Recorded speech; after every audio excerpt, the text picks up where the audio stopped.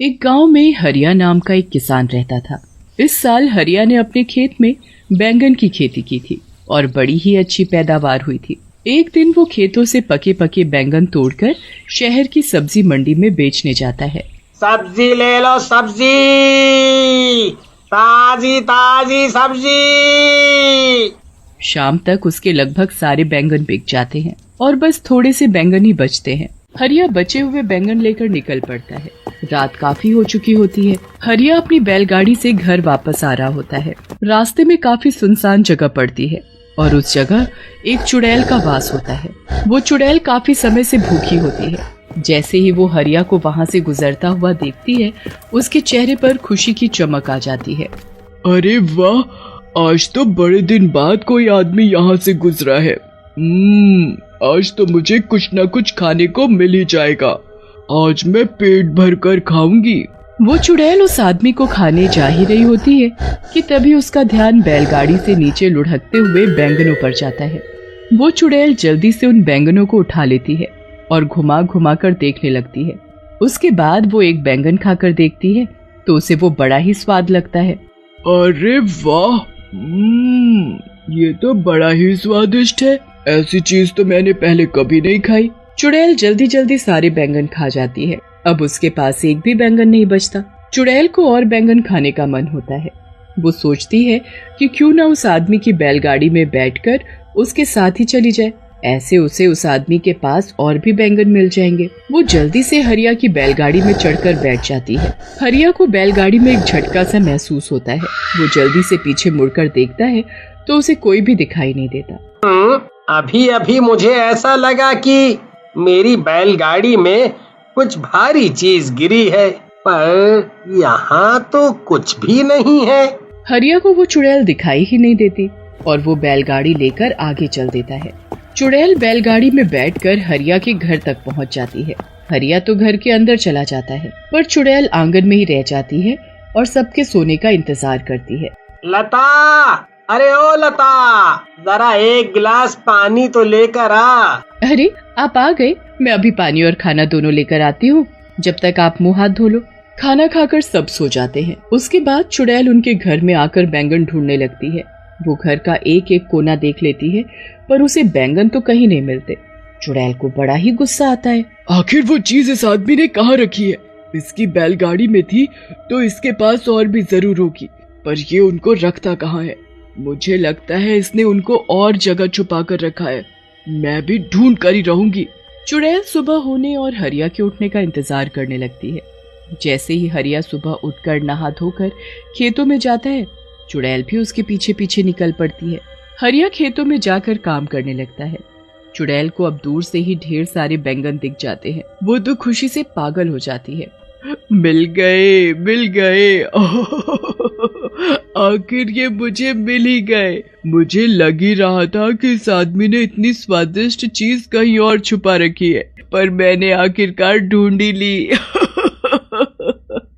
अब चुड़ैल एक एक करके सारे बैंगन खाने लगती है। हरिया थोड़ी देर के लिए कहीं काम से जाता है और इतने में ही चुड़ैल खेतों में लगे सारे बैंगन खा जाती है। जब हरिया वापस आता है तो खेतों से सारे बैंगन गायब देख बड़ा हैरान होता है। अभी तो इन पर इतने सारे बैंगन लदे हुए थे और अब अचानक सारे के सारे बैंगन ऐसे कैसे गायब हो गए? आजकल तो बाजार में बैंगन की कितनी डिमांड है और यहाँ सारे बैंगन गायब हो गए। मुझे तो बड़ा ही नुकसान हो गया। अब मैं करूँ तो क्या करूँ? हरिया वहाँ सर पकड़कर रोने लगता है। उसके महीनों की मेहनत बर्बाद हो जाती है। चुड़ैल हरिया को ऐसे रोते देखती है तो उसे बहुत ही बुरा लगता है। उसे समझ ही नहीं आ रहा होता कि अब वो कैसे सब कुछ ठीक करे जिससे हरिया का कोई नुकसान ना हो। मेरी वजह से इस भले आदमी का इतना नुकसान हो गया। इसके सारे बैंगन मैं खा गई। अब मुझे ही दोबारा इनको उगाना होगा। अगले दिन हरिया इस टेंशन में बहुत बीमार पड़ जाता है और उसका खेतों पर जाना बिल्कुल बंद हो जाता है। चुड़ैल इसी चीज का फायदा उठाती है और अगले दिन से खुद खेतों में काम करना शुरू करती है। वो पूरा खेत पहले अच्छे से साफ करती है और फिर उसमें बीज बोती है। उसके बाद वो रोज खेतों में पानी डालने आती है।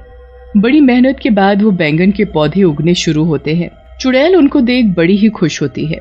अरे वाह, आखिर मेरी मेहनत रंग ला रही है।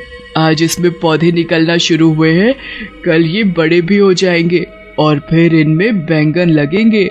चुड़ैल अब उनके बड़े होने का इंतजार करने लगती है, पर वो तो अभी भी वैसे के वैसे ही होते हैं। अब चुड़ैल को समझ आ जाता है कि ये पौधे इतनी जल्दी थोड़ी बड़े हों। फिर वो परेशान हो जाती है कि कैसे उनको जल्दी बड़ा किया जाए, जिससे कि उसमें समय से पहले ही बैंगन उगना शुरू हो जाए। चुड़ैल इस बात का हल निकालने के लिए फिर वापस उसी जगह पर जाती है जहाँ उसका वास था। वहाँ जाकर वो अपनी चुड़ैलों में सबसे शक्तिशाली चुड़ैल के पास जाती है और उससे इसका हल पूछती है। हे चुड़ैलों की चुड़ैल, मुझे कोई ऐसा उपाय दो जिससे मैं जल्दी से खेतों में बैंगन उगा सकूं। क्या? ये तू क्या बोल रही है? तुझे बैंगन की खेती करने की क्या जरूरत पड़ गई? बस मैं क्या बताऊं, मैंने पहली बार बैंगन चखे और वो मुझे इतने स्वाद लगे कि मैंने किसी गरीब और भले आदमी के खेतों के सारे बैंगन खा लिए। बेचारा इस सदमे में बीमार हो गया, बहुत रो रहा था, तो मुझे देखकर बिल्कुल अच्छा नहीं लगा। मैंने उसकी मदद करने की कोशिश की और उसके खेतों में फिर से बैंगन की खेती शुरू कर दी, पर अब वो पौधे अपने तरीके से धीरे धीरे उग रहे हैं। ऐसे तो वो बहुत वक्त लगाएंगे और महीनों में उसमें बैंगन उगेंगे। बेचारा वो आदमी तब तक क्या बेचेगा और कैसे अपना घर चलाएगा? उस बेचारे के घर में उसकी बीवी और 2 छोटे छोटे बच्चे भी हैं। ठीक है, मैं सब समझ गई। चुड़ैल होकर तू किसी इंसान की मदद कर रही है। मैंने तो पहली बार ऐसा देखा है, पर तुझे तो पता ही है मैं कभी किसी चुड़ैल की मदद करने से मना नहीं करती, तो तुझे कैसे कर सकती हूँ? तूने जो चाहा है वो तुझे जरूर मिलेगा, पर थोड़ा कठिन है। तू बता, तू कर पाएगी? हाँ, मैं कर लूंगी। तुम बस मुझे ये बताओ कि मुझे क्या करना है। तुझे यहाँ से 100 मील दूर पहाड़ों में जाना है। वहाँ एक काली गुफा है जिसको पार करने पर एक छोटा सा जादुई पानी का तालाब आता है। उस तालाब का पानी लाकर तुझे उस खेत में डालना होगा। जरा सा पानी डालने से कोई भी चीज कुछ ही पल में महीनों और सालों का समय पूरा कर देती है। अगर वो पानी किसी बच्चे पर भी गिर गया तो वो बच्चा भी पल भर में आदमी बन जाएगा। इसलिए उस जादुई पानी का इस्तेमाल तुम्हें बहुत ही ध्यान से करना होगा। हाँ, मैं पूरा ध्यान रखूंगी। अब मैं जल्दी वहाँ के लिए निकलती हूँ, क्योंकि मैं जरा भी समय बर्बाद नहीं करना चाहती। चुड़ैल जैसे तैसे 100 मील की दूरी तय करती है। उसके बाद वो काली गुफा को पार करके उस तालाब तक भी पहुंच ही जाती है।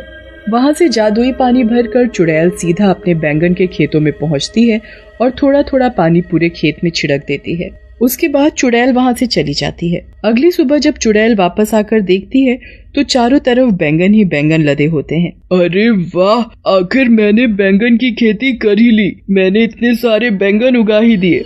अब जब भी वो किसान यहाँ आएगा तो खुशी से पागल हो जाएगा। उसके बाद उसे बस हरिया के खेतों में आने का इंतजार रहता है। हरिया जब ठीक हो जाता है तब वो खेतों को देखने जाता है। खेतों में पहुंचकर जब हरिया हजारों बैंगन अपने खेतों में लदे हुए देखता है तो उसे तो अपनी आंखों पर विश्वास ही नहीं होता। कहीं मैं सपना तो नहीं देख रहा? पहले मेरे खेतों से सारे बैंगन अचानक गायब हो गए, फिर उसी खेत में इतने सारे बैंगन अचानक से उग गए। अरे वाह, मुझे मेरे गायब हुए बैंगन वापस मिल गए। हरिया सारे ताजे ताजे बैंगन तोड़कर टोकरों में भरने लगता है। धीरे धीरे करके सारे टोकरे बैंगनों से भर जाते हैं। हरिया सारे टोकरे अपनी बैलगाड़ी में रखता है। घर जाकर लता को सारी बात बताता है। लता तो ये बातें सुनकर चौंक ही जाती है। उसे हरिया की बात पर बिल्कुल यकीन नहीं होता। मुझे लगता है आप पागल वागल हो गए हो। अरे भगवान, मैं कोई पागल वागल नहीं हुआ हूँ। तू चलकर अपनी आंखों से देख ले। लता जब बाहर जाकर बैलगाड़ी देखती है तो वाकई में बैलगाड़ी बैंगनों के टोकरों से भरी हुई होती है।